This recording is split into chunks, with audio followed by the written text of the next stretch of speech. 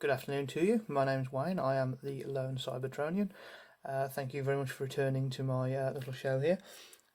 So, as of recording, my last video has a whole 2 watches, one of which is me. So I'm going to continue the momentum here and do another one. So I did mention before that I do actually really like the Generation Selects line because it's a case of using molds of popular characters to create or to revisit characters that we haven't seen in a long time. So today I'm going to do a combination review for Cordon and Spinout, or Spinout and Cordon, Spinout.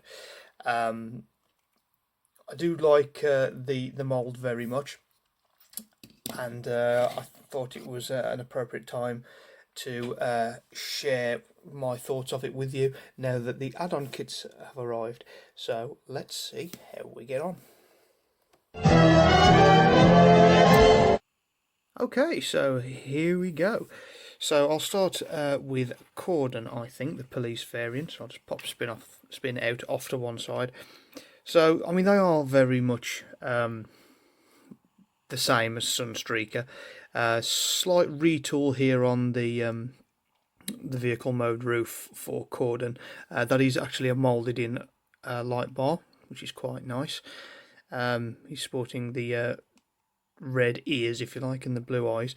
I have recently acquired the Matrix Workshop add-on kits for Sunstreaker, but I don't actually have the Sunstreaker mould because I don't like having multiple versions of the same character.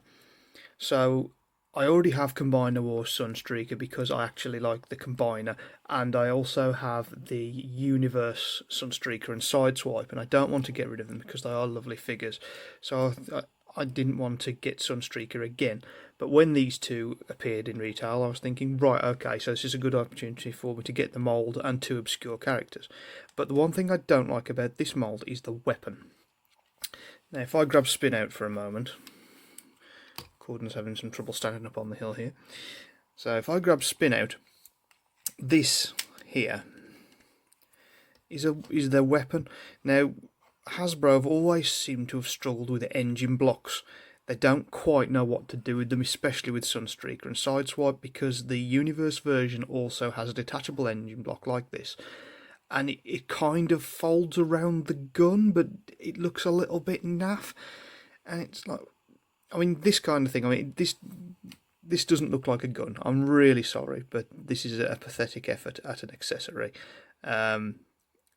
Even if they'd have given it a fold-out barrel, perhaps, that comes over like that, maybe that would have been forgivable. Like, you know, there's plenty of the figures that have got multi-part weapons in Siege, but to just give Sunstreaker this as a weapon is pretty inexcusable, especially when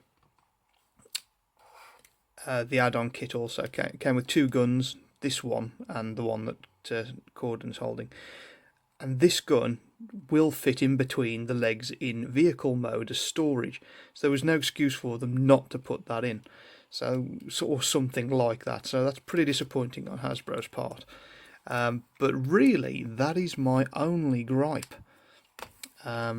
with either of them. They both look great. Cordon here in the white, there's a couple of slight mismatches which my camera is slightly picking up. I think you can just about see that the thigh is slightly different to the legs, and it's not much in it though, if I'm really honest. Cordon here is modelling the Sunstreaker pistol, but he's also got one of the hoist packs handheld guns, and I'll show you why that is in a bit. But yeah, they actually do look really quite nice. The only gripe that people have come up with is hollow inner legs from the transformation, but I really don't mind that kind of thing. At the end of the day, it's required for transformation. It doesn't really, you know, affect the robot mode any, so I've got no problem with hollow bits. Posability, I mean, the head is on it's on like a, I think it's a ball joint. Arms are coming backwards, forwards.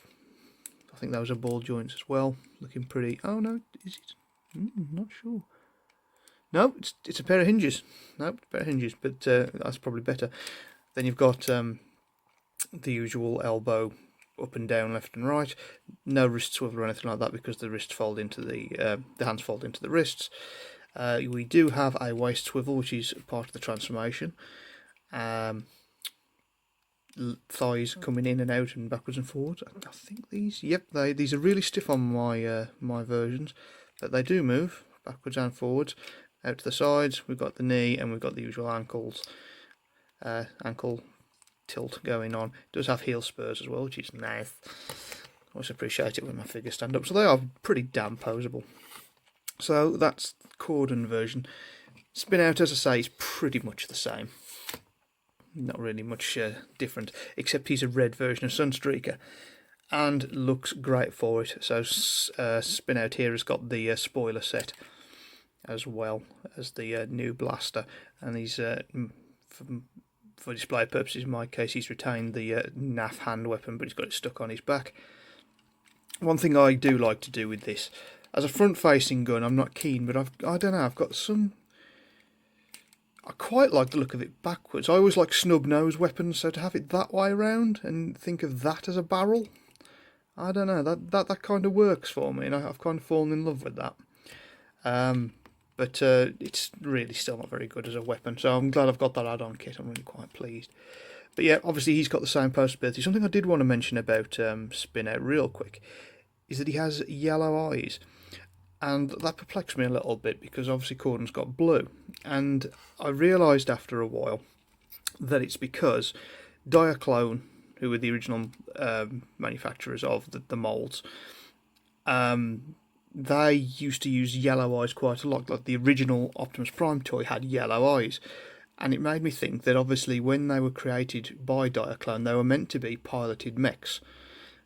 And Spinout here, his backstory is that he was initially built as a piloted mech with no personality of his own, and then was given a personality afterwards. And that's why he's got yellow eyes, and I think that's kind of a cool callback that they did that.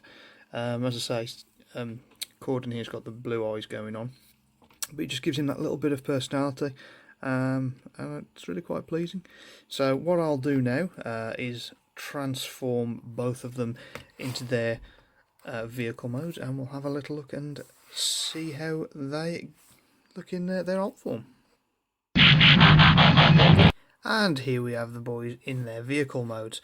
I'll start with Cordon this time. So as you can see, they do transform quite nicely into vague approximation of their old Lamborghini kind of modes, even though obviously Cordon here is a police car. Now, they don't come with the spoilers as standard, and they just come with the engine block, but I decided to use the two holes on the top for weapon storage for Cordon here, and not use the engine block, and it just gives him a bit more of an armed police kind of look, which I prefer for that kind of character. But you can see that the police car actually does look quite nice. I mean, there's no actual police markings or anything barring the light bar, so it could be any kind of emergency vehicle, really could be ambulance style, but I would assume that it's police. But yeah, just having the two guns on the back there just gives it a kind of an armed kind of feel. Well, not exactly giving it the most sporty feel, but then I feel like a police car doesn't need to be sporty anyway. So the transformation is quite nice, the way it all works. There's a beautiful double waist swivel in there as well, which you know, you don't see that very often. And to be honest, everything does hold together quite well. Obviously, you can see the gap in there where the windscreen meets the sides here, but and obviously with the windscreen itself, it's obviously in several different pieces here, but it's nothing I'd complain about, and I must admit it's a really nice, sleek-looking vehicle mode that I am quite partial to. And even in the police form here, I actually really like it. Nice and tight underneath as well, so no arguments at all with that. However, much as I like it in this version, I must admit, the red version, especially with the addition of the engine block and now the Matrix Workshop spoiler, it really kicks. I mean, it looked okay before, but that spoiler today has really given it some boot, which really inspired me to do this video. It looks glorious. I do actually really like this inner windscreen detailing going on here that Spinout has, but Cordon doesn't. It just adds something a little bit Cybertronian and alien to it. I know this is supposed to be like an earthen sports car, but I kind of like that. That's it's kind of different. So that's kind of cool. As I say, the engine block just seems to bring out. I mean, it looks aggressive. It looks fast. And as I say, Cordon doesn't need that being a police vehicle, but for Spinout being a sports car, that really works. As I was explaining before about the weapon storage, you can clearly see the pistol that he had in his hand. I have managed to get it in there.